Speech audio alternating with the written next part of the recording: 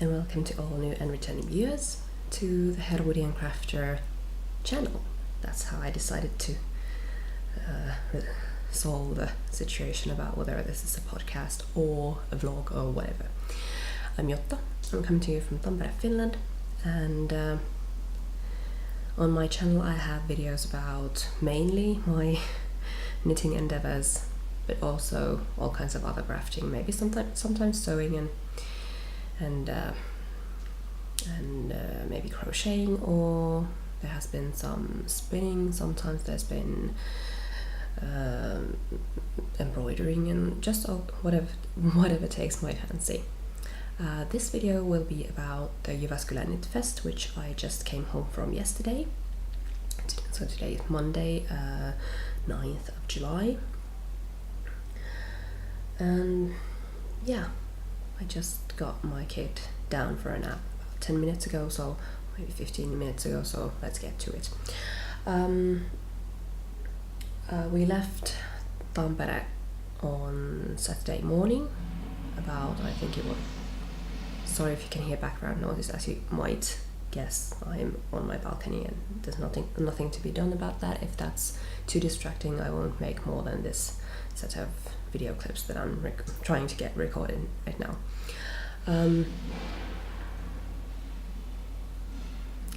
May not have been the best idea, but yeah, we left on Saturday around 9:30 in the morning, and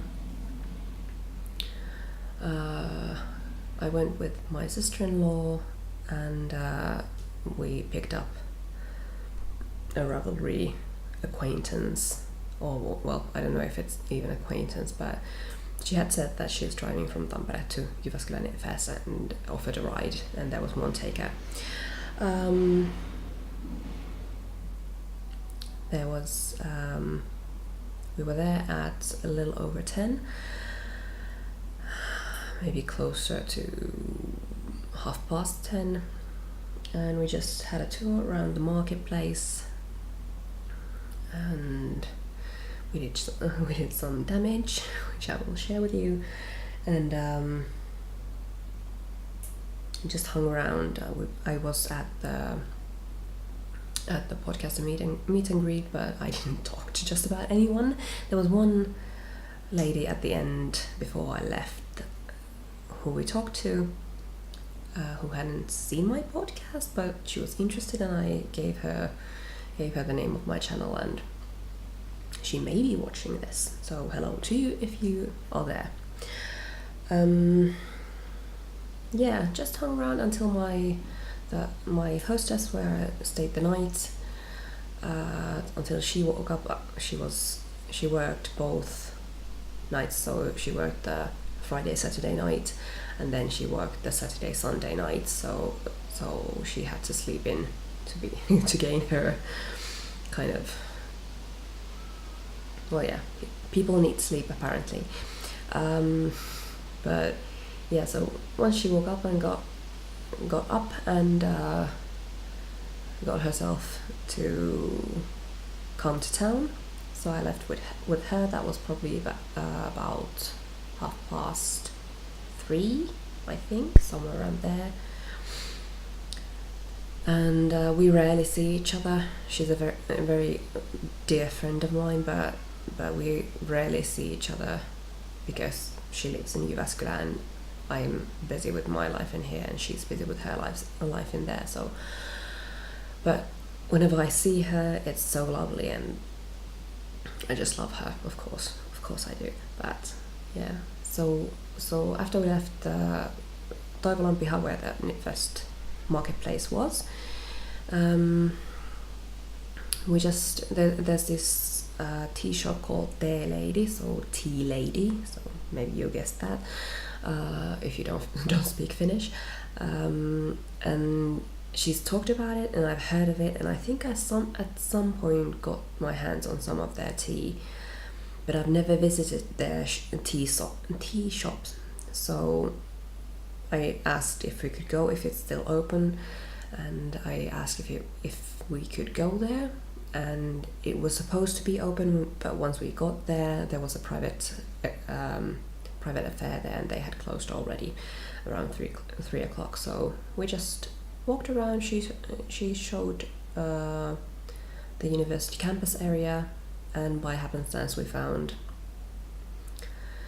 a design market there, which was very lovely. If you follow me on Instagram, which actually I had meant to address, apparently technology hates me at the moment. Not today. Good laptop. I love you for working, but I've had since I think the last maybe a bit over a month.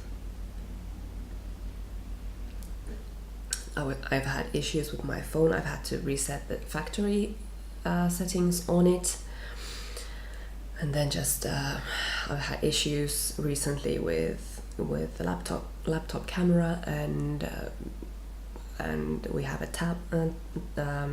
tablet which has a rubbish mic, and I can't plug the mic that I use with this. I can't plug it in on the tablet, and just horrendous. I'm not very tech savvy anyways, so having to do all of that. In the process, I discovered that I can't remember my Herwoodian Crafter Instagram account password anymore. I know exactly what my logic was behind the password, but whatever permutation I try, I can't get it to open. And it's linked to the email address that I have mentioned maybe once in one episode about a year ago, and I can't remember the password for that either. I made them about the same time, and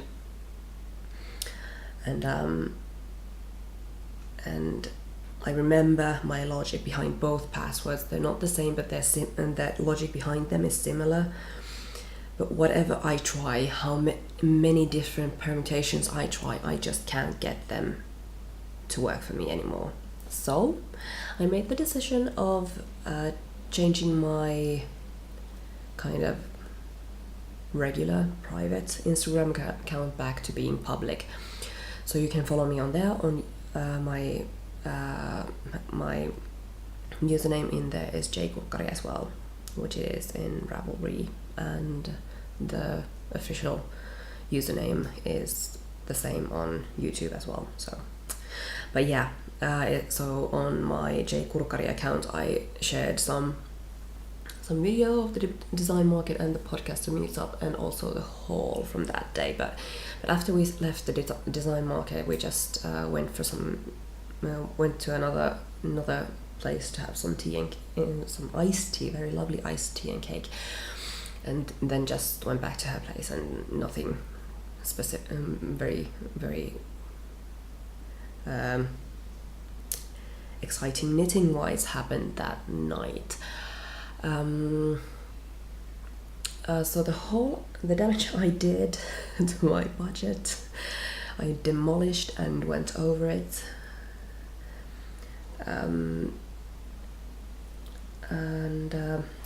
The main part of my budget was spent on this little guy. So this was done by a silversmith. Actually, let me see what her name was.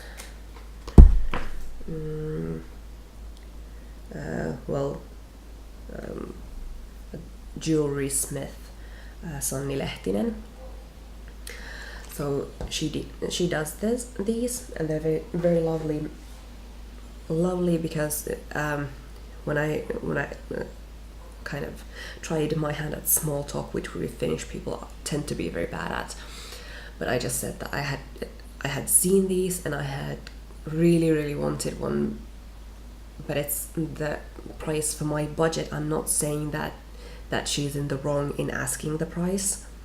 I'm saying that for my budget, it takes quite a chunk of it. And what she said to me, she didn't. I don't think she got offended. I hope she didn't. But what she said is that she wanted this to be kind of a heirloom, so this is really well crafted.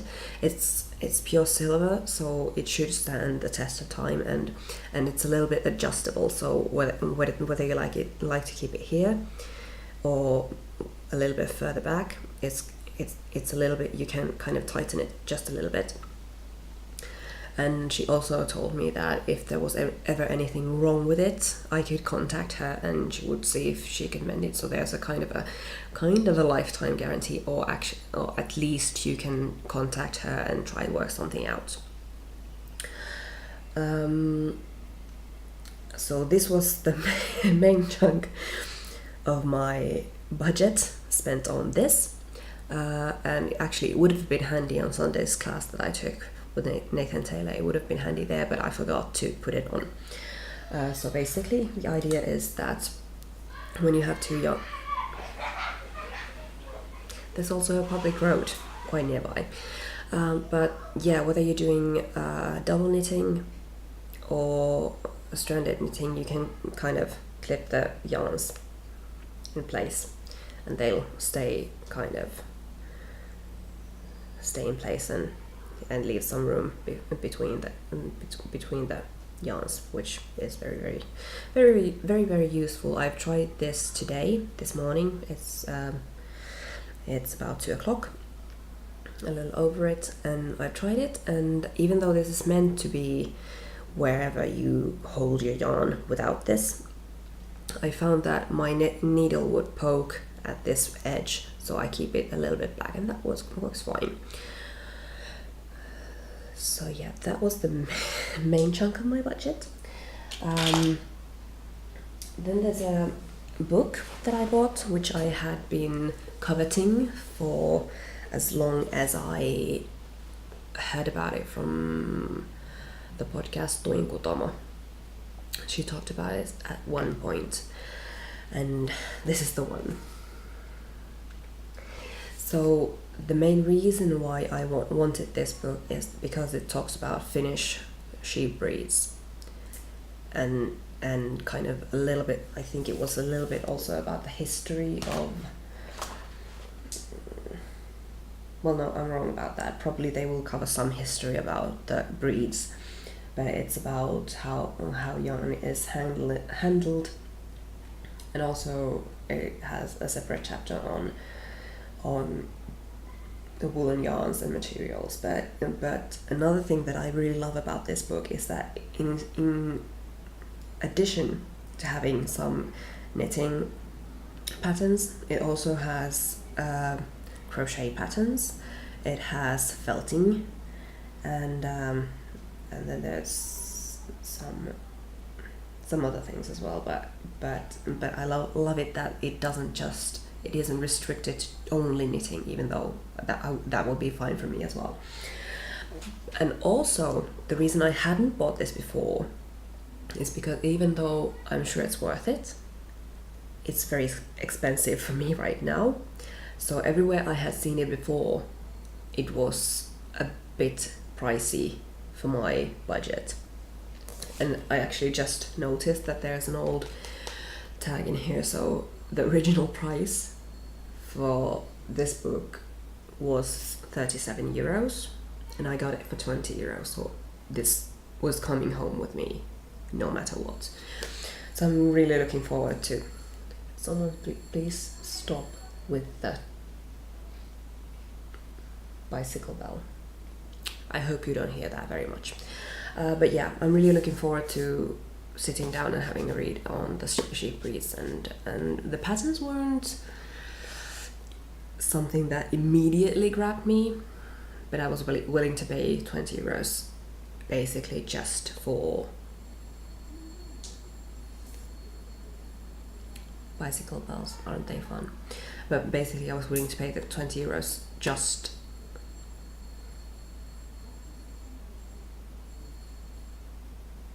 I really hope you can hear that, but just for the information on the sheep breeds. Yeah, so the writers behind the book are Sanna Vatanen and Sami Repo. Then the last thing I bought, which took my budget over what I had intended, but it had to come home with me. Of course, I need to buy some kind of yarn to remember the festival by, because otherwise I wouldn't remember. Right? Also, I need to kind of support the yarn dyers, that they will come again. That they won't stop coming because it's not worth it monetarily. So, of course I did. So I noticed this skein before I saw the tag, but look at this. This is absolutely gorgeous. It's Ikke yarn. I haven't bought this before. Then I saw that it's Blueface Leicester. So it's a Blueface Leicester sock yarn. This won't be socks, I can't bear to make socks out of this, but it's sock yarn, so it's durable. And then I saw the name, and after that it had to come home with me. Can you guess? The colorway name is Deadpool. And granted, I'm not very savvy on the comic side of Deadpool. I should really kind of look into it, and my problem is where to start.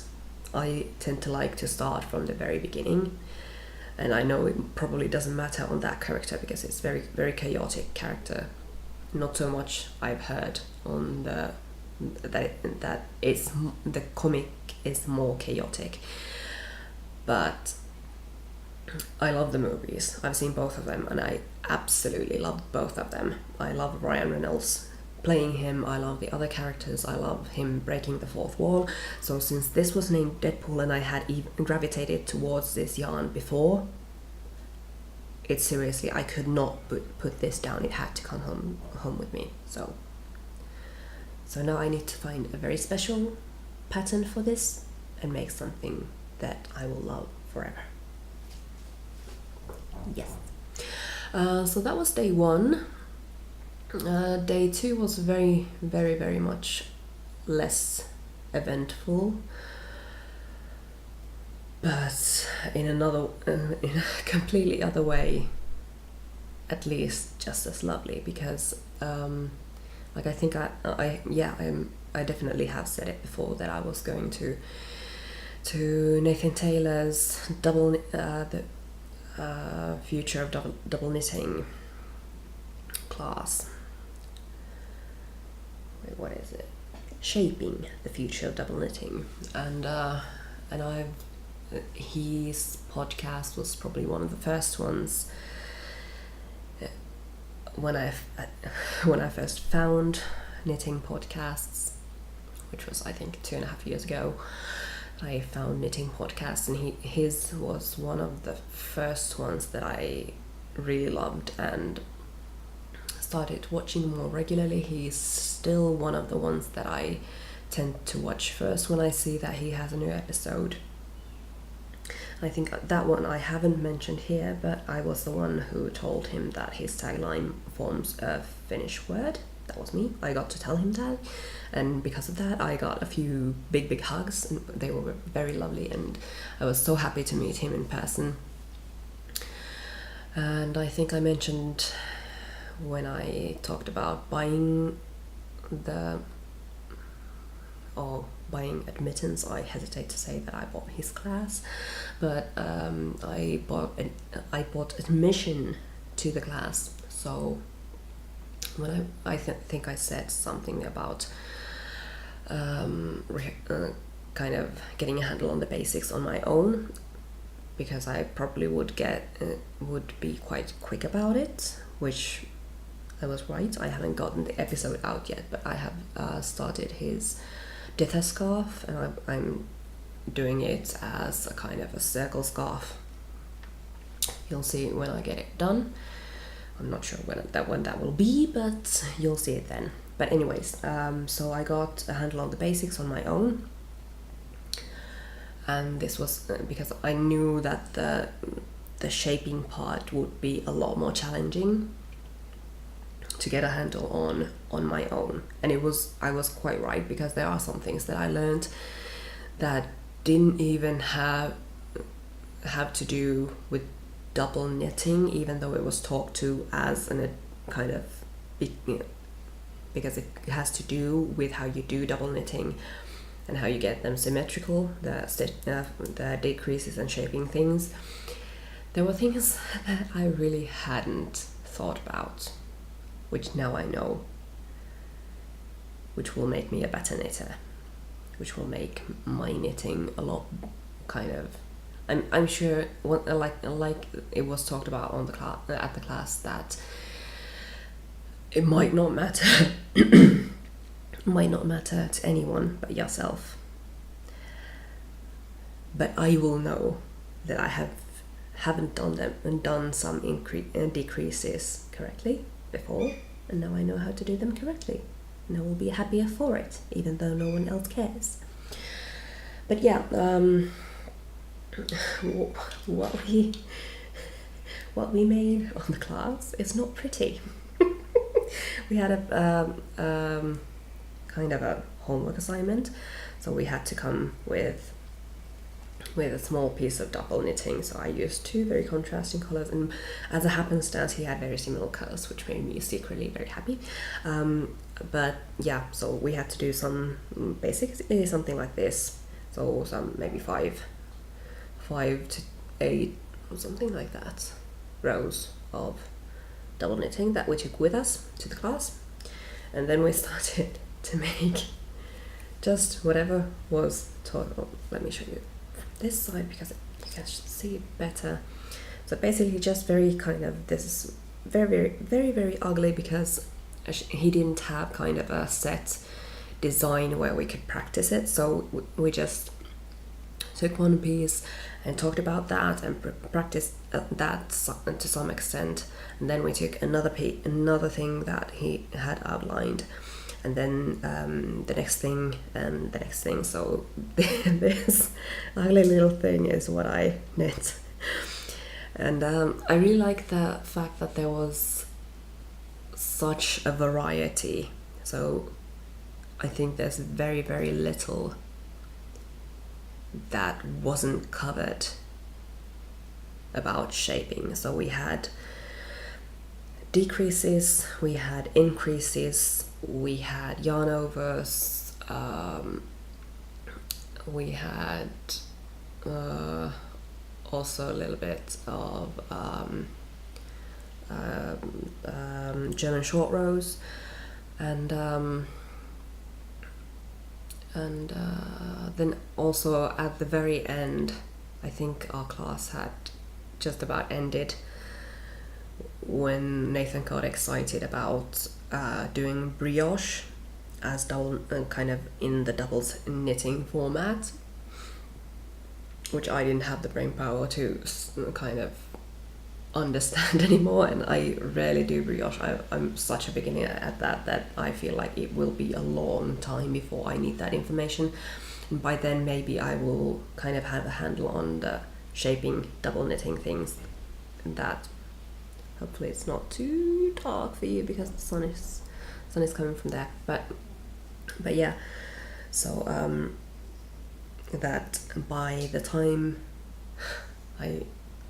I have the inclination to do some double knitted brioche, I will probably have a handle on the shaping things that I can work it out, I think.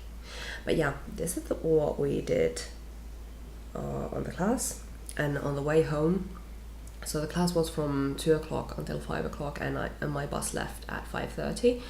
So I would have loved to stay behind and chatted with him a little bit, but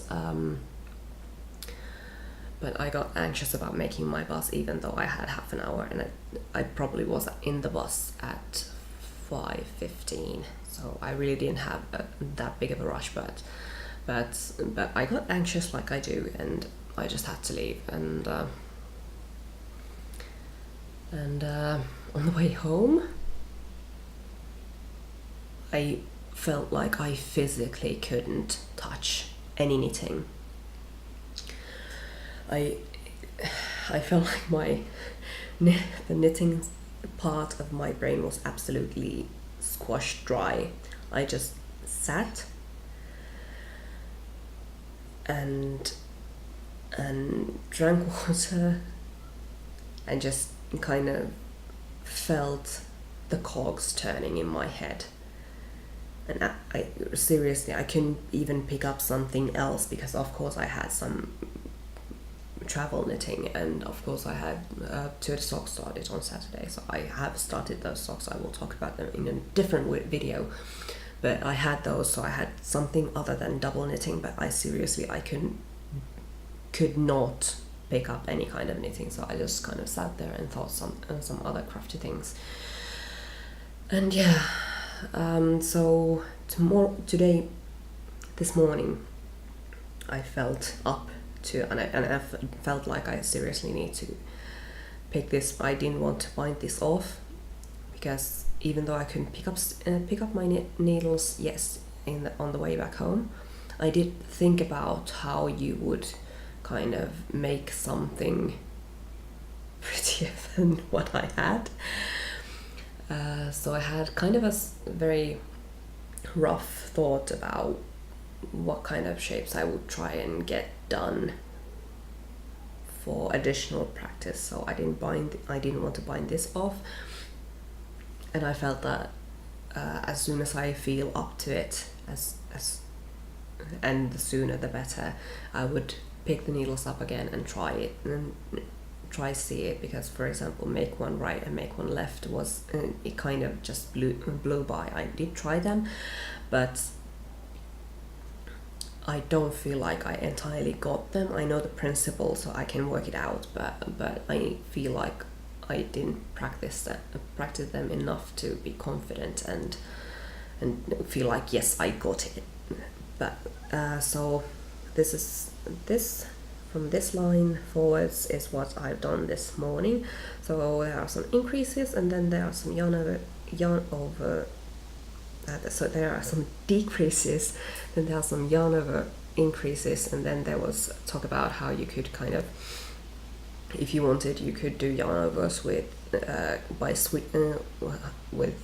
and you could do yarn overs and switch the colors the other way around on them, and how you do that. And then I'm starting probably on the make one right, make one left next.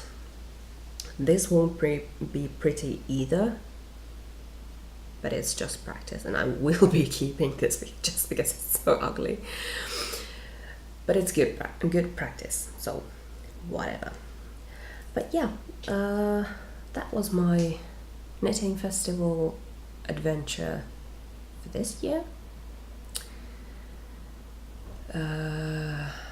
I will try my damnedest to make it next year, because so far that was third time they arranged that, and I've been there every year.